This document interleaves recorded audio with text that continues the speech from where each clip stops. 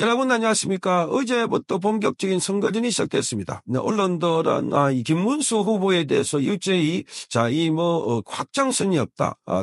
그리고 김문수 후보의 이미지가 강성이다. 등등 이유를 대면서 김문수 후보에 대해 프레임을 씌우고 있습니다. 자, 김문수 후보 여러 악조건 섞여서도 단일화 난관을 뚫고 후보로 나왔습니다. 자, 자기 당에서 배출한 대통령이 탄핵이 되고 그리고 지금 당이 지리멸멸한 상황에서 구원 투수로 등장한 셈인데, 자, 이 중앙일보가 오늘 아침에 김문수 앞에 놓인 난관셋이라는 기사를 썼습니다. 난관셋. 자, 이것은 김문수 후보가 극복해야 될 과제이기도 하지만, 그러나 김문수 후보가 이걸 극복을 하고 있는, 그리고 극복을 해야 되는, 그래서 보수 우파를 살릴 수 있는 비장의 무기로 생각되어집니다. 자, 이 크게 세 가지를 강성 이미지와 그리고 이 한동훈과 한덕수 포섭, 또 하나는 이준석을 어떻게 이준석 변수를 어떻게 돌파할 것인가, 이 세 가지를 들고 있습니다. 김문수 후보가 지금 보다치고 있는 이 난관이 세 가지뿐이겠습니까마는 중앙일보가 이런 식으로 자, 계속해서 이 김문수 후보가 어렵다 하는 그런 이미지를 심고 있는데, 여기를 좀 살펴보면 우선 김문수 후보의 지지율이 계속 고착 상태에 있다는 겁니다. 자, 리얼미터가 지난 7일부터 9일 이 자동 응답 조사를 했는데, 여기에 이재명은 52.1, 김문수는 31.1, 그러니까 이재명이 무려 21%포인트를 앞서고 있다, 이렇게 보도했습니다. 그리고 지금 매일 1%포인트씩 좁혀야 근소한 차이로 이길 수 있는 수치다, 이렇게 말하고 있습니다. 자, 마치 절망인 것처럼 말하고 있지만, 그러나 김문수가 등판하고 나서 상황은 달라지고 있다는 것을 알 수가 있습니다. 우선 이 김문수의 강성 이미지를 말하고 있습니다. 강성 이미지. 자, 이 꽃꽃 청령 수식어도 있지만 동시에 강성 이미지가 꼬리표처럼 붙고 있어서 그래서 어려울 것이다, 이렇게 말하고 있습니다.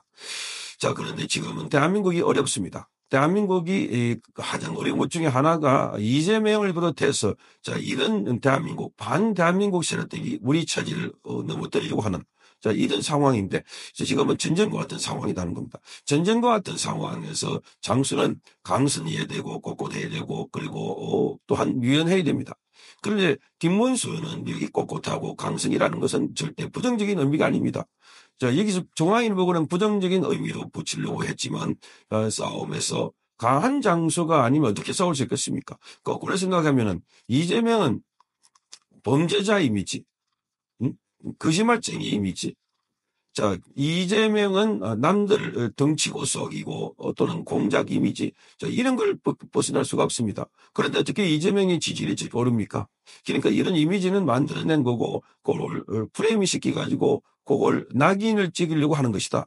김문수 후보가 갖고 있는 강성 이미지는 지도자로서는 제일 덕목입니다.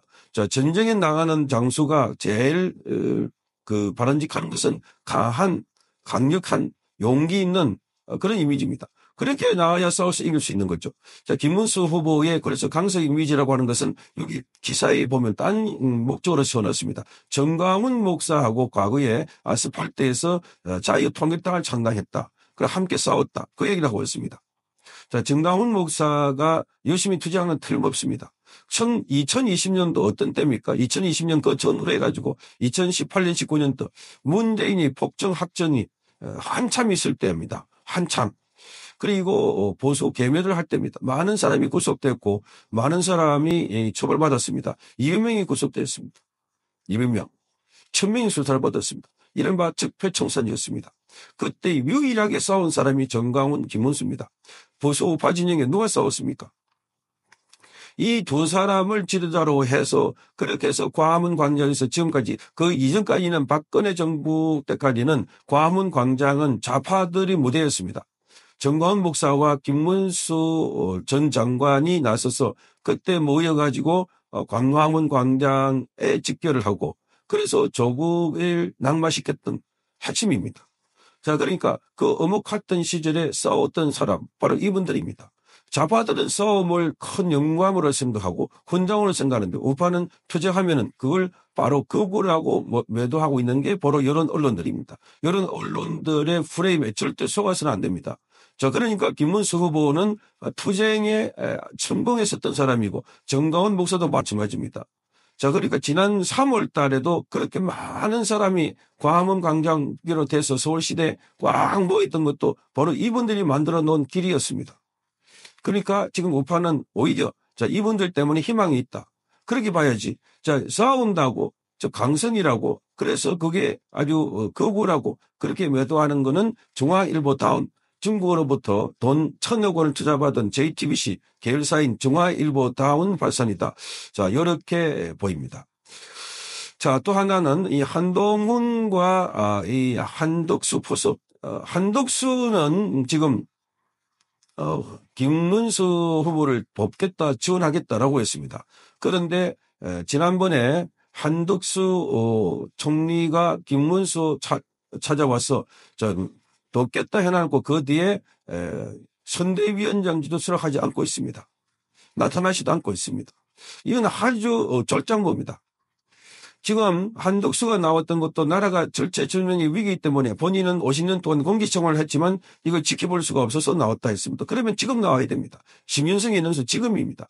본인이 대통령 후보가 돼서 나온다는 것은 그것은 자기 자리 탐, 자리 욕심입니다. 그런데 아무 자리도 없고 나오는 거 그게 백의종군이고 그게 진정성입니다. 이순신 장군이 위대한 것은 백의종군했기 때문입니다. 전쟁에서 이긴 것은 장수들에게는 병가지 상사입니다. 그런데 이거 지는 거 문제가 아니라 장군이었다가 여기 백의종군 해가지고 또 나라를 지키려고 했던 그걸 높여 사는 겁니다. 지금 한덕수가 지금 국민들로부터 그나마 존경을 받으려고 하면은 지금 이 순간 나와서 김문수를 도와야 합니다. 김문수를 지지해야 됩니다. 그게 핵심입니다.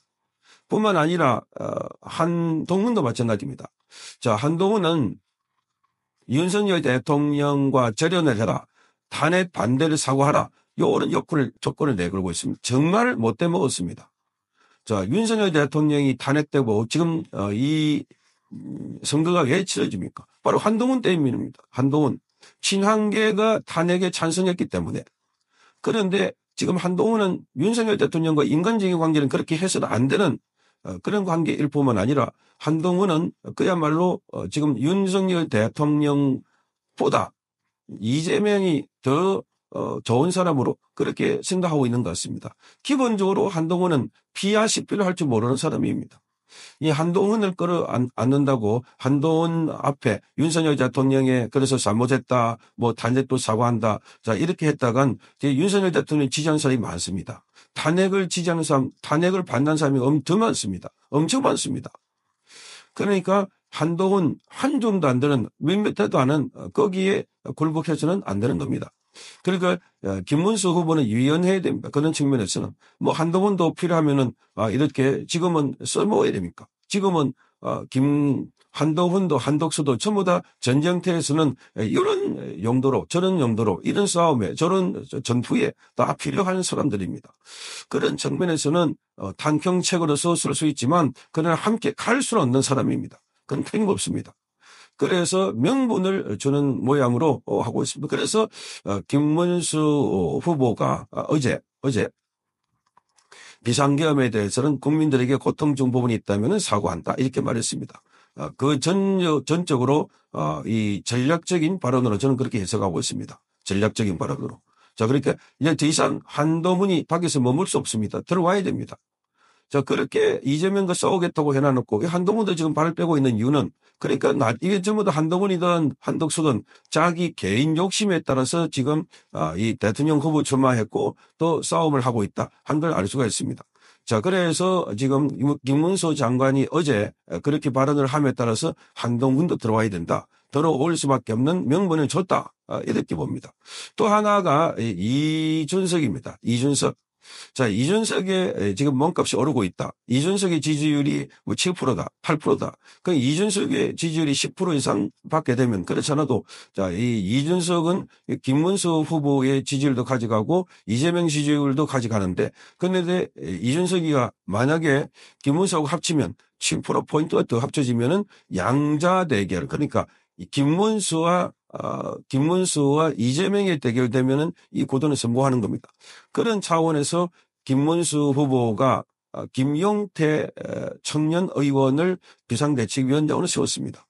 상당 부분 이준석 쪽에 있는 사람들의 지지를 가져올 수가 있고 그리고 단일화 과정에서도 역할을 하리라고 봅니다. 그러니까 지금 이준석도 완전히 완주할 수 있는 그런 상황이 아닙니다. 뭐 재정이 그렇게 많은 것도 아니고.